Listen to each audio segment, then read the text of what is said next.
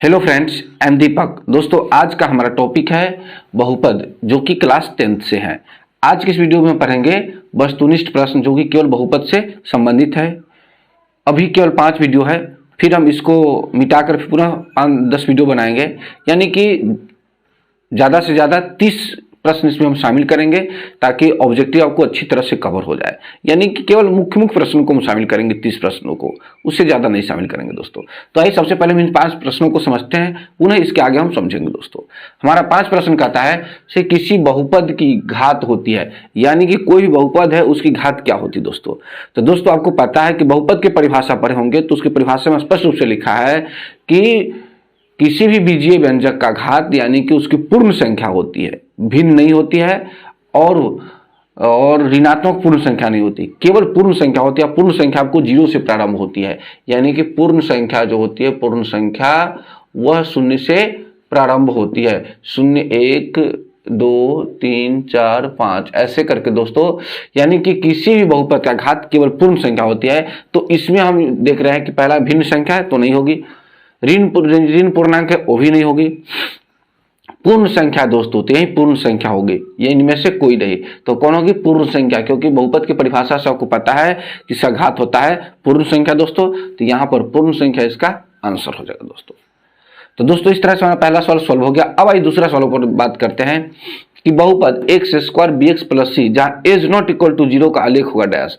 a is not equal to 0 का मतलब है कि a 0 नहीं होगा, और जब a 0 नहीं होगा दोस्तों, तो यहाँ पर ax² है, तो यानी कि यह द्विघात बहुपद है। क्या है? वह द्विघात बहुपद है। तो दोस्तों, आपको पता है कि रैखिक बहुपद का आलेख यानी कि सरल रेखा में होता है, बिल्कुल सीधा होता है, और द्विघात बहुपद का आलेख परवलयाकार होता है। न वृत्त होगा, न सरल रेखा, न अति परवलय, क्या होगा? परवलयाकार होगा दोस्तों। तो द्विघात बहुपद हुआ, यहाँ x², यहाँ पर x², तो द्विघात बहुपद है, इसीलिए द्विघात बहुपद का आलेख परवलयाकार होता है दोस्तों। तो दूसरा प्रश्न समझ गए। अब आई तीसरा पर बात करते हैं, निम्नलिखित में कौन बहुपद है दोस्तों। यह सवाल तो बोर्ड में 1 नंबर के निश्चित रूप से इस टाइप पर सवाल पूछेगा कि कौन बहुपद है। दोस्तों, सबसे पहले को बहुपद पहचानने आना चाहिए। तो बहुपद के पहचानने का सबसे सिंपल तरीका है कि उसका घात पूर्ण संख्या होना चाहिए। बहुत बच्चा इस तरह से नहीं समझ पाते हैं, तो इसका उल्टा हम समझ पाते हैं। देखिए दोस्तों, बहुपद समझने का एक सिंपल से तरीका है, इसको सवाल को छोड़ते हैं, हम इस तीसरा सवाल को इधर समझते हैं कि कोई भी बीजीय व्यंजक बहुपद हो सकता है, बशर्ते कि उसका चौर है, यानी कि x, y, z है, वह रूट में ना हो। यानी कि रूट में रहेगा तो बहुपद नहीं होगा। चौर पर घात बट्टा के रूप में नहीं होगा, बट्टा के रूप में होगा तो बहुपद नहीं होगा। चौर के घात पर यदि माइनस में पावर होगा तो बहुपद नहीं होगा। चौर यदि किसी भी संख्या के, जैसे यहाँ पर 11/x है, x बट्टा में आएगा तो बहुपद नहीं होगा। दोस्तों, आप यह 4 कंडीशन यदि याद कर लेते हैं तो कौन बहुपद है और कौन बहुपद नहीं है आप अच्छी तरह से समझ जाएगा, और 1 नंबर बोर्ड से पक्का लेकर आएगा दोस्तों। तो यहां पर इस चीज को समझना है कि कौन बहुपद है कौन बहुपद नहीं है। देखिए, पहले सबसे पहले यह यदि x रूट में रहे तो बहुपद नहीं होगा। 1/2 x पर पावर रहे, कोई भी संख्या बट्टा में पावर रहे, भिन्न में रहे पावर, तो बहुपद नहीं होगा। पावर यदि माइनस में रहे तो बहुपद नहीं होगा, और किसी संख्या के नीचे रहेगा तो बहुपद नहीं होगा। हाँ, लेकिन इसी में दोस्तों ऐसा रहेगा, √2x ऐसा रहेगा तो बहुपद होगा, लेकिन यहाँ x/11 ऐसा रहेगा तो बहुपद होगा दोस्तों। इस बात को ध्यान रखें हमेशा, यानी कि 11/x होगा तो बहुपद नहीं होगा, x नीचे में नहीं रहना चाहिए और रूट में नहीं रहना चाहिए। दूसरा संख्या रूट में होगा, यहाँ 2 रूट में है तो होगा बहुपद, लेकिन x रूट में नहीं रहना चाहिए दोस्तों। तो ये 4 कंडीशन समझ गए। आइए इन 4 कंडीशन को हम इस पर अप्लाई करते हैं। निम्नलिखित में कौन बहुपद है, यानी कि बहुपद कौन सा है दोस्तों। तो देखिए, x² - 5x + 4 √x + 3। यहां पर दोस्तों बहुपद क्यों नहीं होगा? कौन सा नियम अप्लाई हो रहा है? तो यह पहला वाला नियम देखिए, यहां पर यह x में है, रूट क्या है? रूट में x है, इसलिए बहुपद यह नहीं होगा दोस्तों। अब दूसरा देखिए, यहां पर पावर क्या है?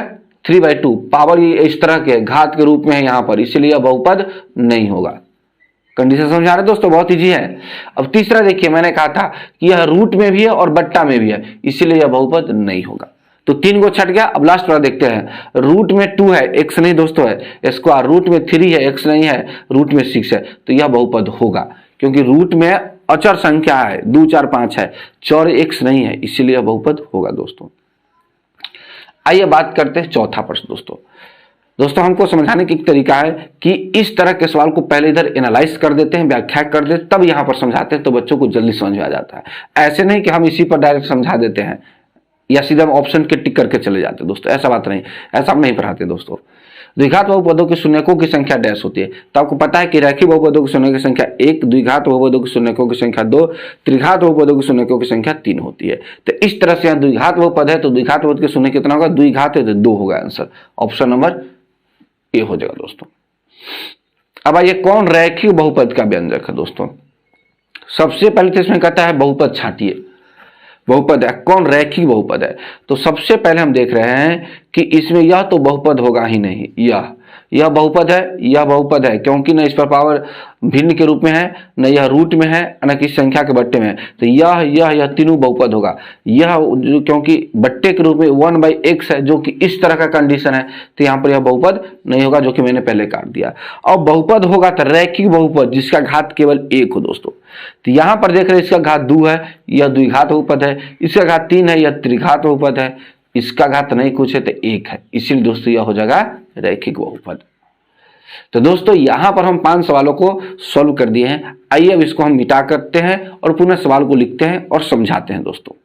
तो दोस्तों आइए हम स्टार्ट करते हैं प्रश्न संख्या 6 से। अभी जस्ट हमने यानी कि प्रश्न संख्या 5 तक पढ़ा है, अब हम 6 से प्रारंभ करते हैं कि इस ऑब्जेक्टिव को कैसे सॉल्व किया जाता है, और इस तरफ हम एक्सप्लेनेशन देंगे जो कि हमारा इस तरफ जगह खाली है, यानी कि इस प्रश्न ऑब्जेक्टिव को कैसे सॉल्व करें इस वीडियो के माध्यम से भी हम दोस्तों बताएंगे, यह ना कि डायरेक्ट हम इसे टिक लगाएंगे दोस्तों।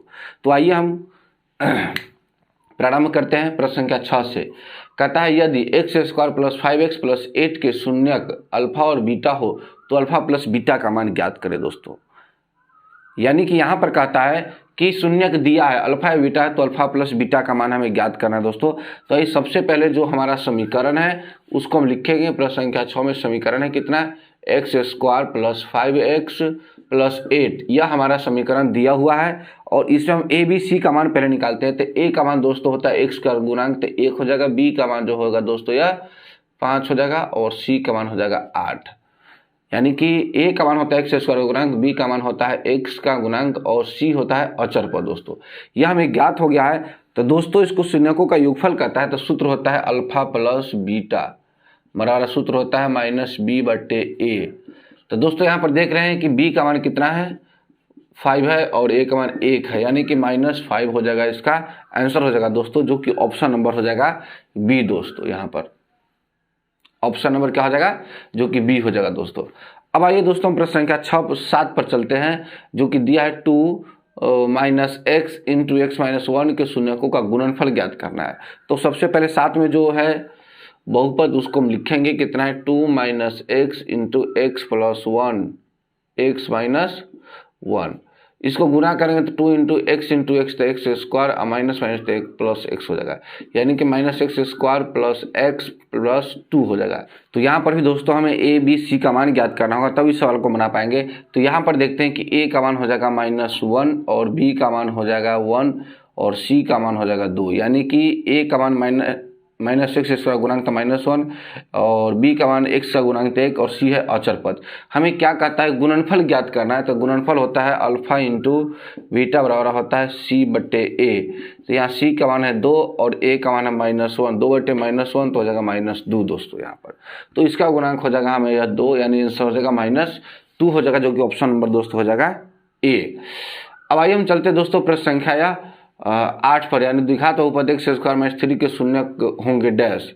तो 8वां प्रश्न दोस्तों कहता है शून्यक निकालना है, तो x² - 3 बराबर 0। दोस्तों a² - b² सूत्र होता है, यानी कि x प्लस हो जाएगा यहाँ पर उसी सूत्र के आधार पर √3 x - √3, जो कि दोस्तों दोनों के शून्य के बराबर करते हैं। तो x + √3 बराबर 0, तो x का मान हो जाएगा -√3, और 1 आएगा दोस्तों यहाँ पर x - √3 का मान 0, तो x बराबर +√3, यानी कि एक बार माइनस आएगा √3 और एक बार प्लस में आएगा √3 दोस्तों। तो यहाँ पर एक बार प्लस में एक बार माइनस में √3 है, आंसर यह वाला है, एक प्लस एक माइनस है, जो कि ऑप्शन नंबर बी है दोस्तों यहाँ पर। तो दोस्तों आप देख रहे हैं यहाँ पर कि एक्सप्लेनेशन के साथ हम इस प्रश्न को यहाँ 8 तक बना चुके हैं। आइए अब हम 9वां और 10वां प्रश्न को सॉल्व करेंगे दोस्तों। सवाल जो हमारा कहता है दोस्तों, यदि अल्फा और बीटा द्विघात बहुपद x square plus 2x plus 3 का मूल हो तो 1 बाई अल्फा और 1 बाई बीटा का मान ज्ञात करें दोस्तों। तो इस सबसे पहले जो दिया हुआ है एफ एक्स इक्वल टू, इसको हम लिखते हैं कितना है, x square plus 2x plus 3। यहाँ पर दोस्तों a का मान हो जाएगा एक्स स्क्वायर गुणांक जो कि होगा 1, और b का मान हो जाएगा x का गुणांक जो कि होगा 2, और c का गुणांक हो जाएगा, c अचर पद होगा 3। यानी कि पहले इसमें अल्फा प्लस बीटा निकालना हो, यानी कि माइनस बी बटे ए। तो माइनस बी का मान है 2 है, b का मान तो माइनस हो जाएगा, a का 1 यानी कि -2 हो जाएगा। और इसी तरह अल्फा इंटू बीटा निकालेंगे तो c बटे ए। यहाँ पर दोस्तों c का मान 3 है तो 3, और a का मान 1 है तो 1, यानी कि इसका मान 3 निकाला जाएगा अल्फा इंटू बीटा। अब हमें निकालना है 1 बाई अल्फा और प्लस 1 बाई बीटा का मान निकालना है दोस्तों यहाँ पर। तो आइए सबसे पहले हम क्या करेंगे, यहाँ पर 1 बाई अल्फा 1 बाई बीटा है तो इसको हम यहाँ लिखेंगे 1 by alpha plus 1 by beta हो जाएगा दोस्तों। एलसीएम लेंगे तो अल्फा इंटू हो जाएगा बीटा। अब अल्फा से अल्फा कट जाएगा तो बीटा बचेगा, तो 1 इंटू बीटा होगा गुना, तो बीटा प्लस बीटा से बीटा भाग लगा कट जाएगा यह दोनों, तो बच जाएगा अल्फा। 1 इंटू अल्फा तो हो जाएगा अल्फा। इसी को ऐसे लिख सकते हैं अल्फा प्लस बीटा बट्टे अल्फा इंटू बीटा। अब दोस्तों यहाँ पर मान रखेंगे हम, अल्फा प्लस बीटा का मान में कितना यहाँ है, यहाँ 2 आया है तो रखेंगे -2। अल्फा इंटू बीटा मान कितना है, 3 आया है तो 3, यानी कि इसका आंसर हो जाएगा -2/3।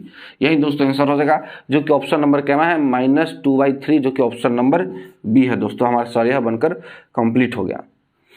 अब जो दोस्तों हमारा लास्ट सवाल है, कहता है यदि बहुपद x square minus 9x plus a के मूलों का गुणनफल 8 है तो ए का मान ज्ञात करना है दोस्तों सबसे पहले। तो आइए यहाँ पर लिखते हैं हमें 10वां सवाल के लिए x square minus 9x, x square minus 9x plus a, यानी कि यहाँ पर भी हमें ए बी सी का मान ज्ञात करना होगा। तो ए का मान हो जाएगा 1, और बी का मान हो जाएगा -9, और सी का मान हो जाएगा ए। तो अल्फा इंटू बीटा मूलों का गुणनफल होता है सी बटे ए। यहाँ पर दोस्तों गुणनफल दिया हुआ है, अल्फा इंटू बीटा का मान दिया हुआ है 8 है तो इधर हम लिखते हैं 8, और सी का मान दिया हुआ है ए तो यहाँ लिखेंगे ए, और ए का मान दिया हुआ है 1 तो 1। अब 1 गुने 8 तो 8 हो जाएगा दोस्तों। यहाँ पर ए का मान कितना निकल गया दोस्तों, 8 निकल गया ए का मान, जो कि ऑप्शन नंबर इसमें सी है दोस्तों। तो दोस्तों यहाँ पर यह वीडियो जो हमारा बनकर कंप्लीट हो चुका है, 10 सवाल है दोस्तों। उम्मीद करते हैं कि आपको ये वीडियो अच्छा लगेगा। इसी तरह के और हम वीडियो बनाते रहेंगे, जैसे कि प्रश्न 3, 4, 5, 6 को आप पहले इसको 10 तक के कंप्लीट करो तो एक बहुत बड़ा लंबा वीडियो लेके आएंगे, जिसमें कम से कम 20 या 30 सवाल होगा, जो कि आप लोग के बहुत ही उपयोगी होगा परीक्षा की दृष्टि से। तो दोस्तों आज के इस वीडियो में इतना ही तक, नेक्स्ट वीडियो मिलते हैं, तब तक के लिए जय हिंद।